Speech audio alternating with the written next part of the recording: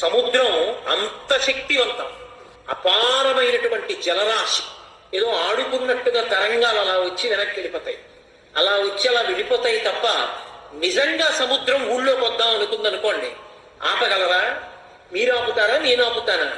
కానీ సముద్రం తనకి తాను నియమం పెట్టుకుంది, చెలియని కట్ట, నేను ఇది దాటను, ఇక్కడే ఆడుకుంటా, ఇలా వెడతా ఇలా వస్తా, అంతే, ఇది దాటి వెళ్ళను, ఆడాను.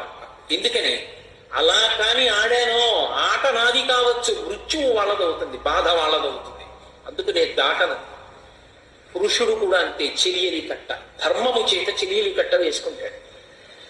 ఆయనకి శక్తి ఉండొచ్చు, ఐశ్వర్యం ఉండొచ్చు, ఎన్నైనా తెలిసి ఉండొచ్చు, కానీ నా జీవితమునందు భార్యాస్థానమునందు నేను భార్యగా చూసేది ఆమెనొక్కదాన్ని. మిగిలిన వాళ్ళందరూ జగదంబ స్వరూపాలే, నేను అలా చూడను. ఆ దృష్టి ఒకటి లోపల ఏర్పడింది అనుకోండి, అభయ చట్టం వచ్చింది. ఏ చట్టాలు? లోకమంతా ప్రశాంతంగా ఉంటుంది, ఎవరికి ఏ ఇబ్బంది ఉండదు. అసలు సంస్కార బలము ఏర్పడడానికి కావలసినటువంటి విషయాలు అందించాలి. ఓ రామాయణం, ఓ భాగవతం, ఓ భారతం అందించకపోతే సంస్కారం ఎలా వస్తుంది మనసుకి? లోపల నుంచి మనసులో కెడుతున్నవన్నీ దుష్ట స్వభావాలు, దుష్టగుణాలే అనుకోండి, లోపల మనసు మంచి సంస్కారం ఎందుకు పొందుతుంది? మనసుకి మంచి విషయాలు అందుతున్నాయి అనుకోండి, మంచిగా ఉండకుండా ఇంకోలా ఎలా ఉంటుంది? ఉండదు. కాబట్టి మాతృవత్ పరదారేషు పరద్రవ్య అనిలోష్టవత్, దొంగతనం చెయ్యకుండా ఎందుకుండాలో చెప్పింది శాస్త్రం. ఇతరుల సొమ్ము నీకు ఈశ్వరుడు ఇచ్చినది కాదు, అది ఎవరిదో. మరి ఎందుకు అక్కడుంది? కాసేపు అది పోయిందన్న బాధ వాళ్ళకి కల్పించి, ఆ పోయిందన్న బాధ పొందడం చేత వాళ్ళు గత జన్మలలో చేసిన పాపాన్ని పోగొట్టడానికి ఆ పోయిందని కిందకి జారేట్టు చేశారు. అది మళ్ళీ వాళ్ళకి అందించేయాలి, అది నీ కర్తవ్యం. అంతేకాని పడిపోయింది కదా అని నువ్వు తీసుకుపోయినా, పక్కింట్లోంచి పట్టుకుపోయినా, అప్పటికి ఎవరికీ తెలియకపోవచ్చు, నీకు సంతోషంగా ఉండొచ్చు, కానీ 1000 నేత్రములతో చూడగలిగిన వాడు ఒకడు ఉన్నాడు. వాడు దొంగతనానికి అలవాటు పడిన నీకు మనుష్య జన్మ ఎందుకని కుక్క జన్మనిస్తే ఏమైపోతాను? కాబట్టి వద్దు. అది బెడ్డ. నేను అలా రోడ్డు మీద వెళుతున్నప్పుడు ఎన్నో బెడ్డలు కనబడతాయి, అవన్నీ బస్తాల్లో వేసుకుని, హోటల్ కట్టుకుని, కారులో వేసుకుని కాకినాడ పట్టుకెడతానా? నేను పట్టుకెళ్ళను. నాకు అని ఇచ్చినదైతే అదొక్కటే కాదు నేను పట్టుకెళ్ళేది, యజమానిగా పట్టుకెడతాను తప్ప దొంగగా తీసుకెళ్ళను. కాబట్టి పరద్రవ్యానిలోష్టవత్. అలాగే ఇతరులలో ఉన్న ఆత్మ నీలో ఉన్న ఆత్మకు భిన్నము కాదు.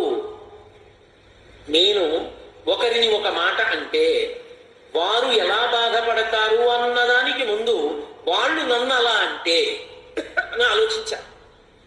వాళ్ళు నన్ను ఆ మాట అన్నారు అనుకోండి, నేను ఎంత బాధపడతాను. కాబట్టి నేను వాళ్ళని ఆ మాట అన్నాను. అలా నేను పాపం మూట కట్టుకోను. హింస కొట్టే చెయ్యక్కర్లేదు, మాటతో కూడా చెయ్యొచ్చు. కాబట్టి నీ చెయ్య నా పాపం అనుకున్నాడు అనుకోండి, ఇప్పుడు అసలు దోషం ఎందుకు చేస్తాడు?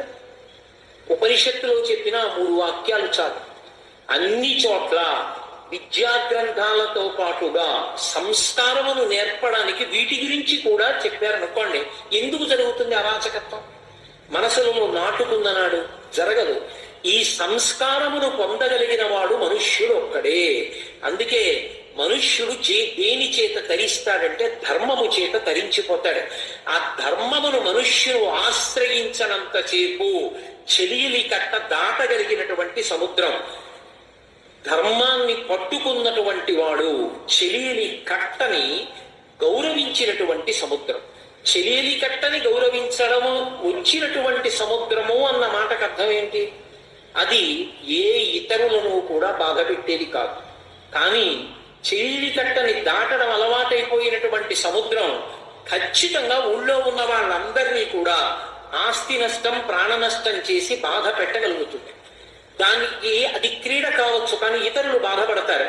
అందుకే ధర్మాన్ని ఆలంబనం చేసుకోవాలి. జీవితానికి ప్రధానమేది ధర్మము. ధర్మము అన్న మాటకే పర్యాయ పదము భక్తి. భక్తి అంటే గోనె బస్తాలతో మారేడు గలాలు తీసుకురావడం, పూలదండలు తీసుకురావడం, పుష్పాలు తీసుకురావడం, పరమేశ్వరుడికి పూజ చేయడం, దాన్ని భక్తి అనరు.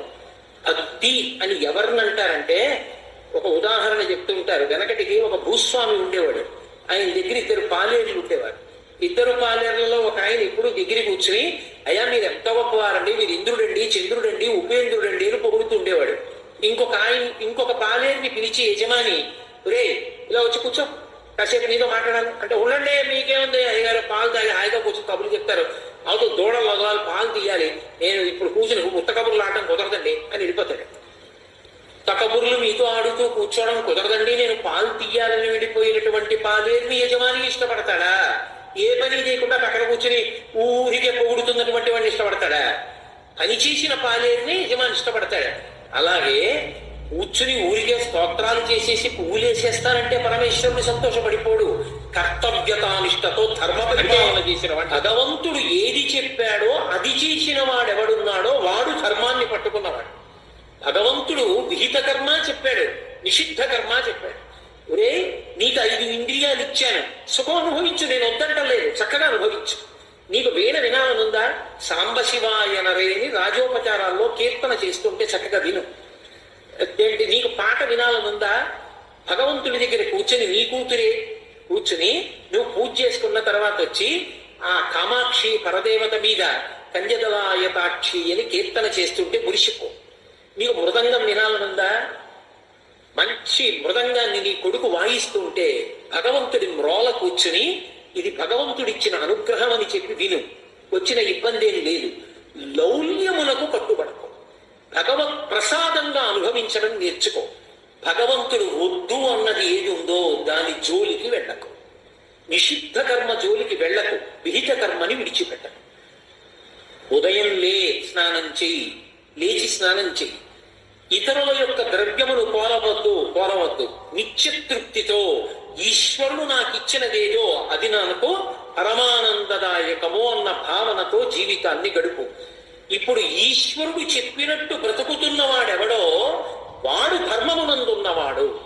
భక్తి అంటే దానికి మెడలో పటాలేం ఉండవు. పరమభక్తి తత్పరుడు అని గుర్తేమిటో తెలుసా? శంకరాచార్యులు వారి సౌందర్యలహరిలో చెప్తారు.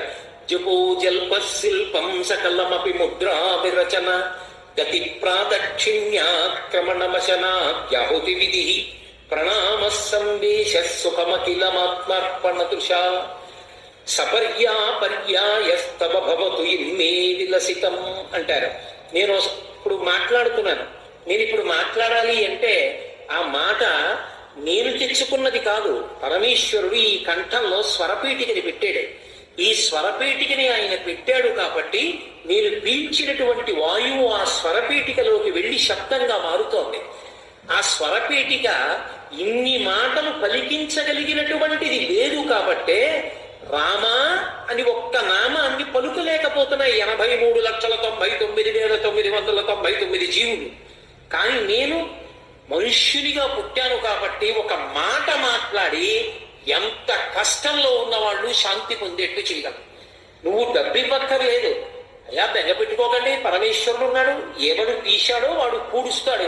భయకృత్ భయనాశన, ఎవడు భయాన్ని కల్పించాడో వాడే భయాన్ని తీస్తాడు, బెంగ పెట్టుకోకండి అని నేను ఒక్క మంచి మాట అన్నాను అనుకోండి, ఆయన సంతోషంగా వెళ్ళిపోతాడు.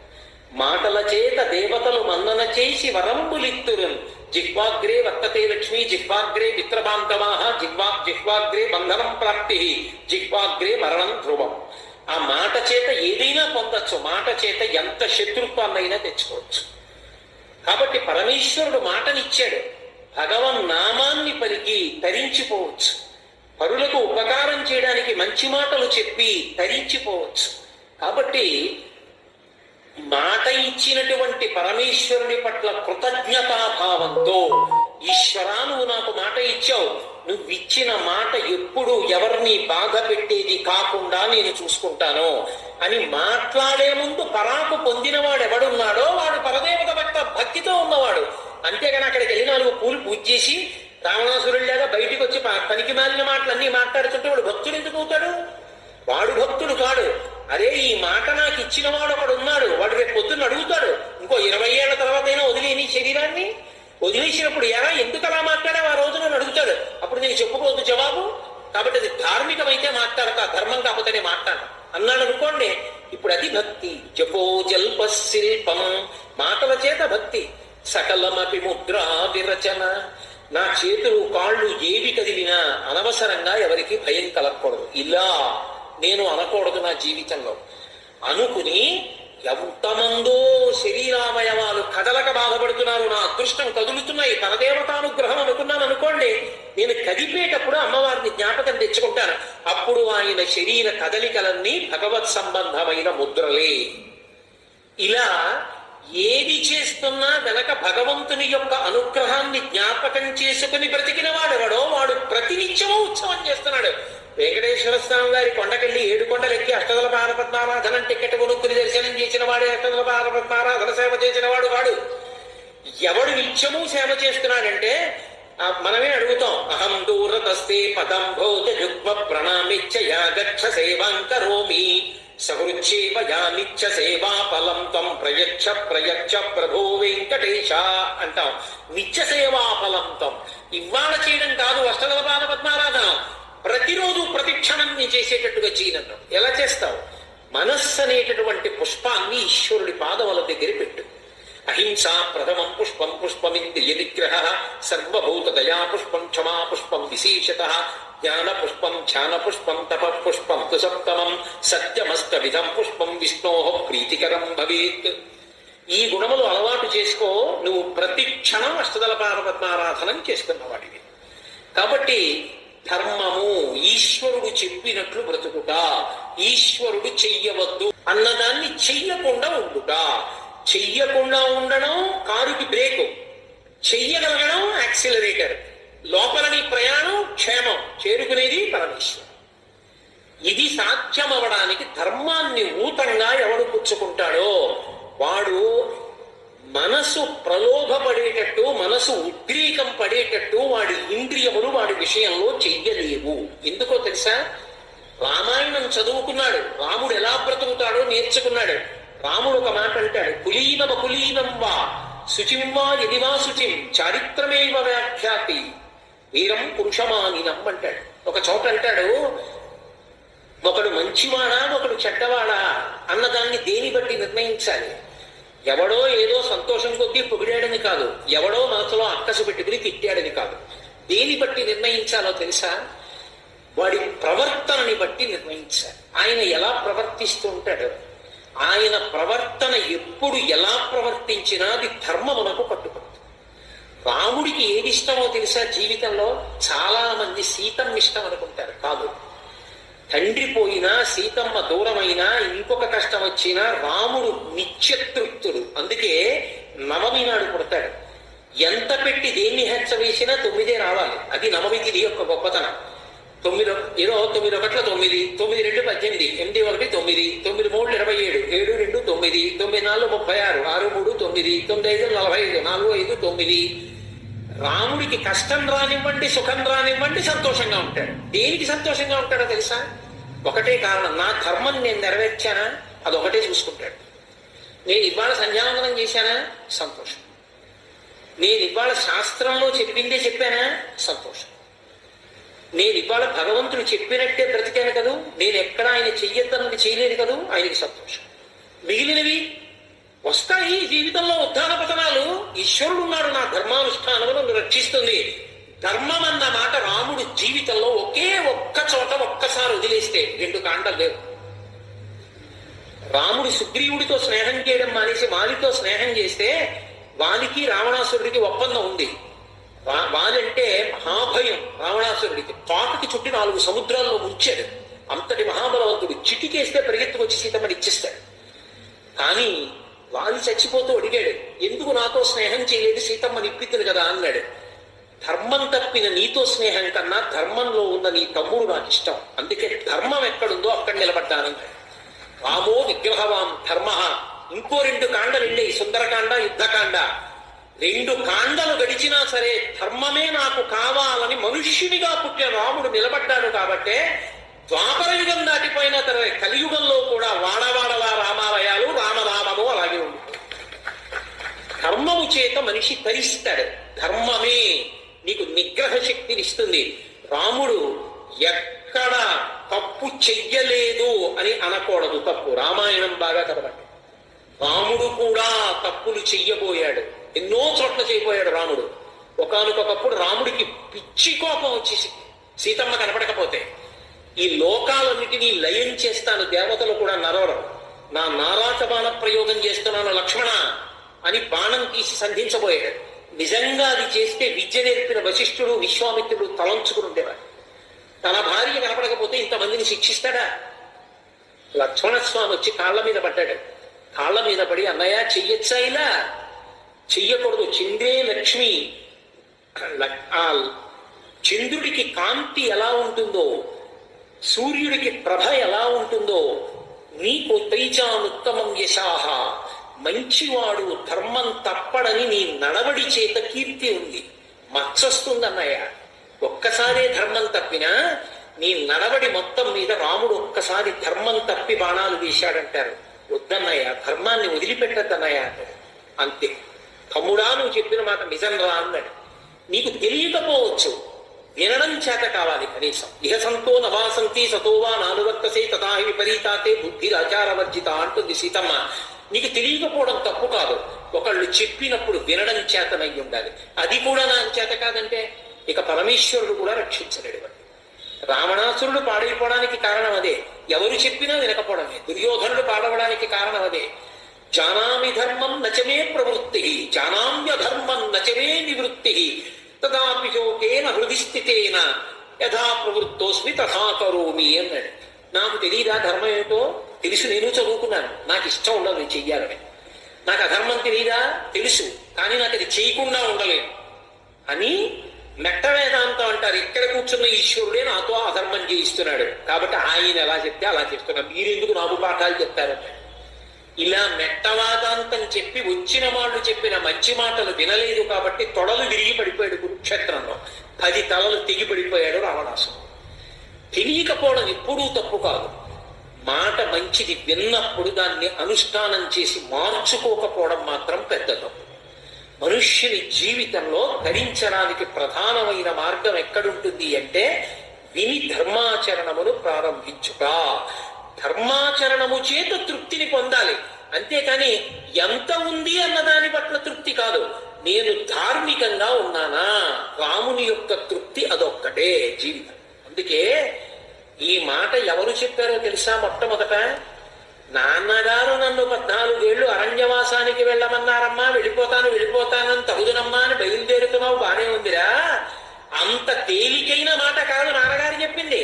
ఇవాళ బాగుంటుంది, రేపు మీ ఆవిడ్ని తీసుకుని అరణ్యవాసానికి వెడితే క్రూర మృగాలు అరుస్తుంటే నీ భార్య ఉలిక్కి పడి నిన్ను పట్టుకుంటే, ఎక్కడో అంతఃపురంలో హంసతూలికా తల్పం మీద పడుకోవలసిన నా భార్య నా తండ్రి ఇచ్చినటువంటి వరాల వల్ల ఇంత కష్టపడుతోందని అప్పుడు కోపం వచ్చి నువ్వు మళ్ళీ తిరిగి వచ్చి యుద్ధానికి రాకూడదు, ధర్మం తప్పకుండా ఉండాలి.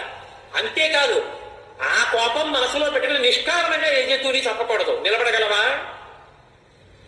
యం పాలయసి ధర్మంతం దృష్ట్యాచ నియమేన చ సవై రాఘవశార్దూలా ధర్మస్వాం అభిరక్షతు. రామాయణం మొత్తంలో బంగారు పాత్రలో పోసిన అమృతం ఆ శ్లోకం. ఒరే, ఇప్పటి వరకు ఏ ధర్మం అని రాజ్యం కూడా విడిచిపెట్టి వెళ్ళిపోతున్నావో ఆ ధర్మానికే కట్టుబడి వచ్చే కష్టాల్ని కూడా తట్టుకోగలవా? నీవు తట్టుకోగలనంటే ధర్మస్వాం అభిరక్షతు, ఆ ధర్మము నిన్ను రక్షించుగాక అంది కౌసల్య. నిలబడ్డాడంతే ధర్మానికి. ఆఖరికి రాక్షసుడన్నాడు, రామో విగ్రహవాం ధర్మ. అందుకే మనుష్యుని జీవితంలో ఒక్క ప్రశ్నే వేసుకోమని చెప్పారు. అయ్యా, నేను ఇది అనుభవించచ్చా, నేను ఇలా నాకు ఈ సుఖం అనుభవించాలని ఉంది, అనుభవించేనా? అంతరాత్మ చెప్పినది ప్రమాణం చేసుకో, ధర్మమే అనుభవించే. అధర్మము ధర్మచట్రంలో ఇవ్వడదు, వెళ్ళొద్దు దాని జోలికి. జీవుడు నశించిపోతాడు, కోట్ల జన్మలు వెళ్ళిపోతాడు మళ్ళీ తిరిగి ఎక్కువగా. అప్పుడు బాధపడిపోతావు. వద్దు, ఉద్ధరేణాత్మాత్మానం, ఈ భోగం తాత్కాలికం, పాడైపోతావు. ఒక్క ప్రశ్న, ఇది ధర్మమా? ధర్మమే, అనుభవించు. నాకు చక్కెర పొంగలి తినాలనుంది, తిన్నా అండి. తినచ్చా? తినచ్చు, తప్పే ఉంది. నువ్వు గృహస్థునివే, సన్యాసివి కావు, తినచ్చు. కాబట్టి పరమేశ్వరుడికి నైవేద్యం పెట్టి కాస్త ఒకళ్ళకి పెట్టి తిను, ఏది తప్పులేదు. అయ్యా, నాకు మా ఇంట్లో 2 మంచాలు కొనుక్కుందామనుంది, ధర్మమా? తప్పులేదు, ఏమీ తప్పులేదు, గృహస్థువు కొనుక్కో. అయ్యా, పంచదార పరవన్నం కన్నా బెల్లం పరవన్నం వంక చూస్తే బెల్లం పరవన్నం వంక కన్నా పంచదార పరవన్నం వంక చూస్తే నాకు తెల్లగా ఉంది, అది నల్లగా ఉంది, ఇది బాగుంది అనిపిస్తోంది, తిందామనిపిస్తోంది, తిను నైవేద్యం పెట్టుకు తిని. అయ్యా లోకంలో నా పక్కనున్న ఆవిడ నల్లగా, ఎదురుగుండా ఉన్న ఆవిడ తెల్లగా కనిపిస్తోందన్న మాట తేకు ధర్మము కాదు, అధర్మం. ఆ చక్రములోకి ఇమిడిందా, ధర్మచక్రంలోకి ఇమిడితే చెయ్యి, ధర్మచక్రంలోకి ఇమడలేదు చెయ్యి. అదొక్కటే తీర్పు అంతే. దీనికి ముందే ఉండాలి. ఈ ధర్మం చెప్పిన పరమేశ్వరుడు మళ్ళీ నిన్ను లెక్కలు అడుగుతాడు ఒకనాడు. ఇందులో శాశ్వతంగా ఉండవు, ఎందుకంటే ఇది మర్త్యలోకం. కాబట్టి అలా ధర్మం పట్టుకున్నవాడెవడో వాడు మనుష్యుడిగా సాధించేటటువంటి పరమాద్భుతమైన విశేషమేమో చెప్పి మనుష్య జన్మ ప్రాశస్త్యమేమిటో చెప్తాను.